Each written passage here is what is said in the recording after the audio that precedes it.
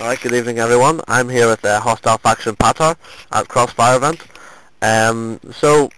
patR, could you mind introducing yourself to our readers, please? I'm Patrick Endrick Joe. I know it's a rude pronunciation. I live in a town called patR in Denmark. I'm currently a student and I'm a player for Hostile Faction. Okay, great. So, obviously from Denmark, how was your trip here? It was kind of long. I mean, it's been 7 hours and one of them was on a ferry. But it's been more of an experience because there's a lot of people who haven't been this far south before, so. Yeah, it's always good to travel by yourself. So, how's the event been so far for you?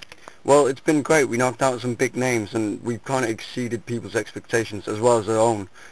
So I think it's been a really great event. The only thing I've really got on my mind is that there's so many delays. It's not really necessary or really great, Yeah. to be honest. Okay, so you've been one of the more stable teams within the scene. How did you go about preparing for such a big event? I mean, we've been trying to prepare by playing a lot of pre-invite games every day, or as far as we could, because people got work and school and stuff like that. So we just tried to prepare and do big games every day just to keep ourselves warm. So. Yeah.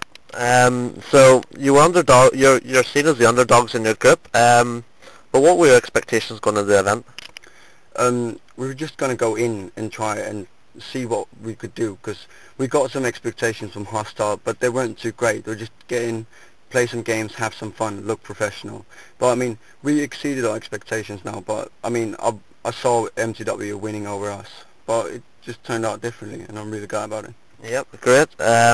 So as we've seen before, you were 9-3 up against CIC7 Gaming, but you seemed to throw it away a little bit. Was it your lack of LAN experience, or did CIC7 just step it up?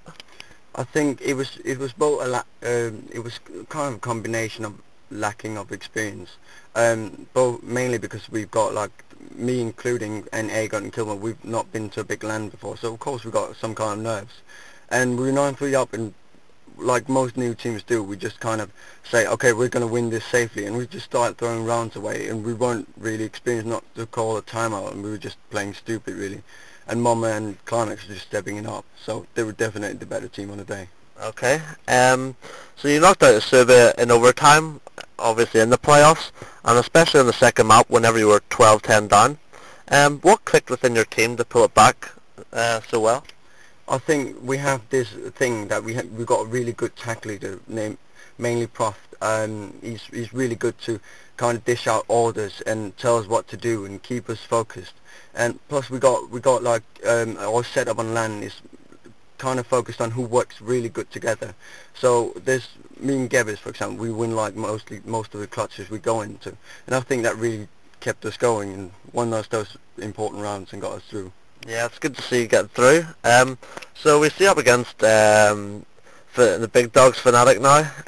How do you rate your chances against Fnatic, especially going in as the underdog? And Fnatic have not been performing as well as they normally do.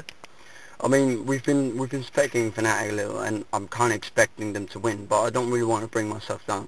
I mean, everything's possible, especially in a game like Cut 4. And they haven't really been performing, but as far as we could see, they haven't really been playing like they normally do. They've kind of been hiding their playstyles a bit, and now they've begun to step it up in the playoffs, where they beat Corks like 13-3 or something completely ridiculous, and Strike as the third map. So we're definitely going to see if we can eliminate that map just to keep it out, and then let's see how it goes really. Okay. We've seen some surprises such as MTW being knocked out. And Dig nearly having an early scare in the group stages. Could you predict the top 5 for this event? I think it's going to be Fnatic, Dignitas. Dignitas and Reason not playing right now, but I reckon that Dignitas is going to get the upper hand on them and win. So I'm not really sure where they're going to end. Either that, Infinity skills are looking really strong, so I'll probably put them in a 3rd or 4th place. And hopefully we can take 5th or 6th if we're really lucky. Yeah, that'd be awesome. So we've seen the community in such an upsurge with 46 teams signing up for the Crossfire event. I want to ask you in particular about the Vita Nova project. What do you think about it, and also the Enemy Down League, which will be up by the end of the month? I think it's good because it kind of allows the younger players. mainly seeing that people accuse people of hacking, mainly the top players just accusing newcomers to the scene.